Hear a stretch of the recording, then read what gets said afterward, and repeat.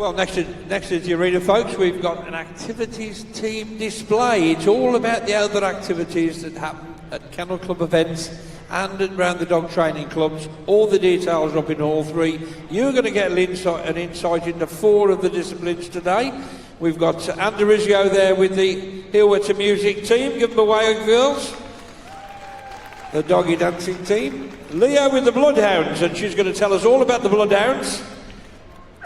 In the corner down the bottom there is Stan Ford, the working trials expert, and he goes out into the dull and windy weather into the fields doing tracking, so he'll tell us all about that. And finally we've got Claire Coughlin-Khan with her team from Hatchford Brook Dog Training Club, and they're going to show us a bit about obedience. But I think we go into the Hillwork to music first. Good evening, good morning everybody. This is our Hillwork to music demonstration team. And we're going to do a bit of top hats, white tie and tails. Now, I've asked my team to do freestyle moves for the first part of this routine. And freestyle is where the dogs and handlers can do whatever they like within reason to illustrate the music. They're putting on their top hats, they're tying up their white ties, and they're brushing up their dogs' tails. Now we've got some fantastic breeds here. We have Cedar, a German short-haired pointer. And he also is a Canicross dog. And look at this beautiful Springer Spaniel, George. He's a happy chappy. And my favourite dog of all time, this beautiful Jack Russell, who is, I think, nearly 12. Hillwork to music is a sport for all breeds and all dogs. It's where you can decide what you want to do. And for working dogs, we've got a Doberman. Let's give the Doberman a clap. So working breed, this is Dina, and Dina's from Blackpool. Look at that, beautiful. And then we've got our Geordie girls. We've got Tilly, who is a poodle cross. And we've got Goose, who is also a poodle cross. And all the way from Scotland, we've got our golden retriever. Now the second portion of this routine is showing hill work and a bit of choreography. And these handlers are meant to be illustrating the music and walking with their dogs at heel. And of course the star is my Tibetan Spaniel. And anyone that knows Tibetan Spaniels will know this is amazing that a dog will sit and stay and do as he's told. Beautiful. Now, you're going to see the Freestyle Championships later on, where the best in the country are going to be performing. But this sport is for all breeds, all types, all ages, and for people of all types and all ages. And the fantastic thing about Hillwork to music is we do it indoors. We don't go outside. We stay nice and warm. But we also keep fit. So now we're doing a bit of fast pace. So this is very good for fitness for the dog. These dogs are fit for function and fit for life. Now they're doing a weave, and then it's a walking weave. So if you're interested in Hillwork to music, please come and talk to us on the dog display ring. Now they're going to put their sticks away, because we want to be nice and tidy. And you can see these dogs all work together, happily. Hi-hats, woo! We've really enjoyed this display. Please do come and see us when you're at the Hall 3. And they're going to do just a bit of freestyle now to finish off. And I think my dog's fallen asleep. Can we have a big round of applause, please? Fantastic. Now I'm going to hand you over to Leo and these beautiful Bloodhounds. I think I want one. Well, I'm just going in a little bit there. She's allowed me to make an announcement. I've got an emergency news flash for you folks. Keep your seats when it finishes. This finishes, because in actual fact, Alan Carr's coming and joining us in the arena. He's going to do some filming. It's going to be very good to watch. And all I can give you a clue on is the police are involved. So do keep your seats when the girls and boys are finished showing us all the activities. And it's over to Leo. Right. Good morning, ladies and gentlemen, and welcome to our representation of the Four Shires Bloodhounds. We've got 3 bloodhounds here today from the Four Shires Bloodhound Pack, which is based in the Mansfield area. In total, the pack comprises of 36 bloodhounds, which are counted in couples, which makes 18 couple of bloodhounds. Today we've got Bentley, Charlie and Rosie here with us, with Chris and Debbie Kane, who are joint masters of the Four Shire Pack and who keep the hounds at kennels, look after them and hunt them. Chris Kane hunts the hounds. Sam here is the kennelman, who helps with the duties of the welfare and the caring of the hounds. The Four Shires Pack, based in Mansfield, belongs to Lady Hattersley. She's a member of the Kennel Club, and the pack was set up in the year 2000. This pack meets on a Sunday, and they hunt the clean boot. Also, the hounds that are here today are Kennel Club registered, along with many of their other hounds in the pack, which is instrumental to the future of the bloodhound. Hunting the clean boot is hunting the scent of man. So basically, it's an equestrian sport. They have between 30, 40 and 50 horses come out to the meet. They have a different venue every Sunday for the meet, and they have a runner, a gentleman that's a very good cross-country runner who runs for these hounds. He can run a line anything from 3 to 4, 5 miles long. They can cover up between 18 and 26 miles a day, so the hounds have to be very fit. The hounds that are here today, we've got Charlie, who's 15 months old, the blanket liver and tan. Then we've got 2 blanket black hounds. We've got Bentley, the dog hound, and Rosie, the bitch. Bentley's 2.5 years old, and Rosie is 3 years old. You'll see that they're quite large, substantive hounds. They've got plenty of substance. They haven't got any exaggerations about the head. Lovely long ears, good clean eyes, ample wrinkle for a bloodhound, and it's almost like turning the clock back. Between the 2 wars, bloodhound packs were very popular. Many of them in those days were Kennel Club registered. Post-Second World War, bloodhound packs again were very popular. And there's always been a relationship between the show hound, the working trial hound, and the pack hound. Now that Lady Hattersley has got hounds registered at the Kennel Club, the intention is that some of these hounds will compete at Kennel Club Championship working trials, which is why we are here today representing the working bloodhound. We hope to see these out sometime, either later this year or next year. They have to go through the same process as all the other bloodhounds do, by acquiring a permit to compete at trials and a permit to prove that they are safe with livestock, as the majority of these hounds hunt the clean boot and they hunt running free. So the land that we go across can be anything from hill country to moorland to in-by land, agricultural land. Hill country is usually well stocked with sheep and cattle, so the hounds have to be safe with livestock. The other thing that's instrumental is that the hounds hunt the clean boot, that they hunt the scent of the human being. If a hare or a fox or a deer pops up, they are fully expected to ignore it. If they don't ignore it and do what we call riot, then they're out of the prizes at the end of the day where that trial is concerned. So we have a lovely pack of bloodhounds based in the Mansfield area, 4 shires, because they hunt Staffordshire, Derbyshire, Nottinghamshire and South Yorkshire, hence why they're called 4 shires.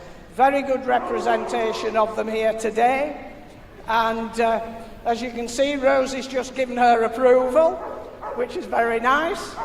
So, ladies and gentlemen, Great to these people for coming here today. They haven't come very far. They've had a horrendous journey because of the traffic and the snow. And it's nice to see another side of Bloodhounds besides the standard working trial hound and the show hound. They're all important. They're all important to the future of this lovely old breed. And thank you very much to Chris, Debbie and Sam. Thank you very much. I'll introduce you now to Claire Coughlin-Khan, who's going to come into the ring with the obedience. Thank you, Claire. Thank you, Leo. Good morning, everyone. We're going to give you a brief insight now into competitive obedience. And you notice there's some equipment being laid out into the ring here. This is for a send-away exercise. And over there we have our golden retriever, that's Bradley. And he's being shown the area at the moment. The idea of this is the dog must leave the handler at speed into the area, gets the down position. The handler then goes up to the area and recalls the dog and rejoins into heel work. There he goes. Well done. Let's hear it for Bradley and Sue. That's a great start. And let's welcome the other three members of the team. We'll do some introductions. So we've got our miniature poodle over there. That's LB with Yvonne. We've got a border collie over here. This is Dupe, handled by Vicky. And of course, how could we forget our little star of the show? This is Frankie, handled by Joanne. So although it's fair to say that border collies are prevalent in obedience, it certainly is not the case to say that you need a collie. Any breed, any shape, any size, any breed, any crossbreed can do competitive obedience, because of course it is the foundation of every other discipline. So that was a beautiful circle by Frankie there. You saw her tail was wagging. She loves to work. So now we have Dupe. So circles are where we start training heel work, and then we move into straight lines. Now you can see here again the dog is happy, the tail is wagging. You notice this is quite a close style of working in the heel work. You don't necessarily have to work like that. Well done, that's good boy Dupe. Now we move into our Clever Clogs pair here. They're doing more advanced stuff. If you notice that Bradley here is working off the lead. Now, what you may not realise, folks, is at this level of competitive obedience, there are no commands going on. So the dog must follow the body language of the handler, and obviously all the rehearsal and extra stuff that's gone in there. Let's hear it for these handlers, absolutely fantastic, and their dogs. So now we're moving to recalls. Now we've got little and large here. Going to start you off doing a novice type recall. So this is just a straight line. Now these two dogs are used to working together, but it is unusual for obedience competition because normally it's one dog and handler at a time. But I have to let you into a little secret. We have boyfriend and girlfriend here, ladies and gentlemen. These dogs absolutely adore each other. And into a finish. Well done, let's hear it for those two. Right, so now the next stage of a recall is an A-type recall. So the handlers are going to leave their dogs, this time in a down position. And you notice there the handler rejoins, the dog rejoins, and then they carry on. And beautiful heel work there from both of them. Well done, let's hear it for LB and Dupe. So you saw some normal heel work earlier at normal pace, but now we're going to show you some different paces. So you notice Sue and Bradley here, the golden retriever, they're doing some slow pace. Now the key thing about the paces, it's not about how quickly or slowly you walk, it's about whether the dog remains with you in a consistent position. So you notice little Frankie there doing some first pace, that tail never stops. And hopefully what you're getting from this is that obedience sometimes gets knocked for being serious. It's not. We have great fun and we use our verbal encouragement and our rewards, and that's what it's all about. So we're just going to show you some distance control now. So we know how to train it first of all. So there's 3 positions involved, the sit, the stand and the down. So if you have a look at the border collie over here, we're learning the exercise, so we're reasonably close to the dog. And he's encouraged to always do his positions moving backwards. And that's because in competition, we're not allowed for the dog to move more than a body length forward or to the side. So it's important in training that we don't encourage that creeping forward. And you notice we've got the other dogs practicing as well. Now we've got our Bradley here. We're going to face him away from the send away so that he's not tempted to do another send away. Now just notice how smoothly these transitions are between the positions.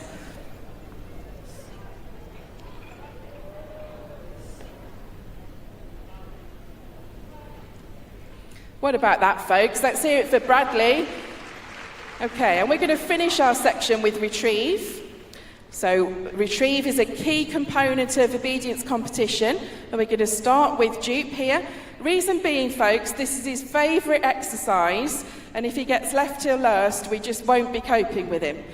So he's using a dumbbell, which is a compulsory item for some levels. Off he goes. Now he's not allowed to play with it. They're a bit cheeky there. Take it and finish. What a good boy. Let's hear it for Dupe. Now we've got LB, also using a dumbbell. Off he goes. So LB stands for little boy because he's mum's little shadow. Take it and finish. Well done, LB. Now Bradley's using an article because at his level, the judge decides on the retrieve article. So handlers need to practice all different shapes and sizes and textures. And that's quite a difficult plastic article there. But you notice there was no chewing. Well done, Bradley. Now, folks, we've left the best till last. You've just got to watch this retrieve. Come on, Joanne. Okay, so we've got a massive dumbbell here, as you can see. Okay, off she goes. There she is. Let's give us some encouragement, folks. Just proof that any breed can do obedience, and we welcome every breed. Let's have a big round of applause for these marvellous obedience dogs and handlers. And now I'm handing over to Stan and Working Trials. Thank you, Claire. Good morning, ladies and gentlemen. I'm going to give you a small demo of Working Trials. What is Working Trials? Very much an outdoor activity. Some of the exercises are very likened to police dog work, tracking, searching for property. There are obedience exercises, but these are not to the extent that they are in obedience competition. It's a small part. Now we show you one of the exercises unique to Working Trials. That's the speak on command. This is Barry Gilbert with his dog Cozzy. Cozzy is a Working Trials champion, a border collie, the most popular dog in the sport, showing a speak on command at heel. Next to go, my favourite breed, not that I'm biased at all, the Shepherd. And this is a dog doing a speak in a static position. This is Tyrrell. And that's Rita, who's calling the shots. There we are. He's a son of McCoy. So we take it that Rita and her family enjoy crisps. Okay, whilst we've done that, I'd like you to watch carefully. Around the outside of us, Sarah is laying a track for her dog. Now you're thinking, I know, how could a dog possibly track in here? Believe you me, it can. And a dog is following a disturbance of a person walking away.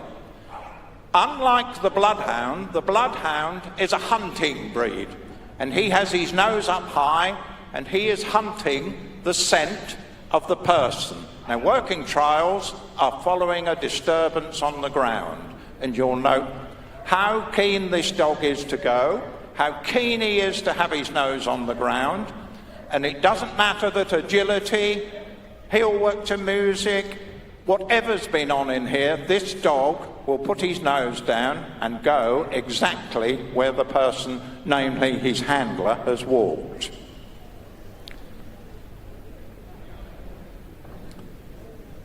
This is Esther.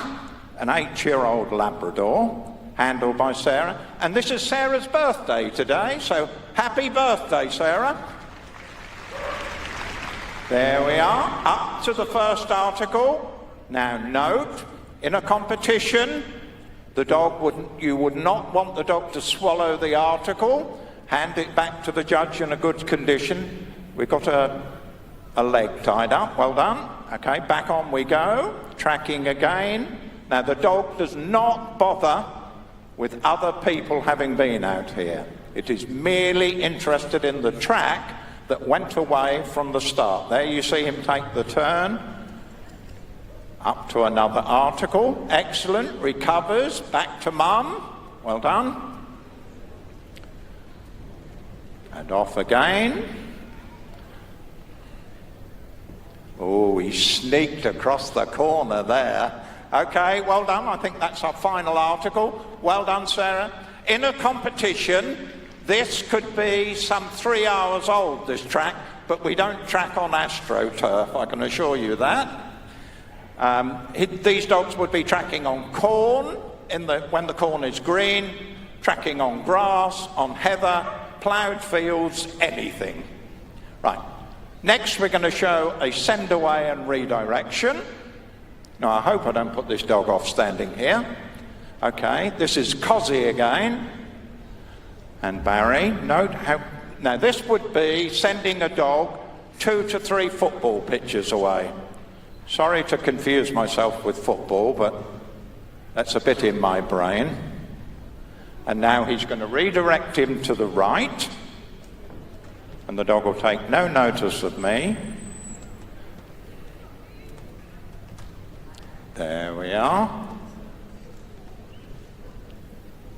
And back left again. And he calls him in. Well done, Barry. That's excellent. Okay, ladies and gentlemen, that's a small demonstration of working trials, and I'm sure you'd like to show your appreciation for the dogs and handlers. Thank you.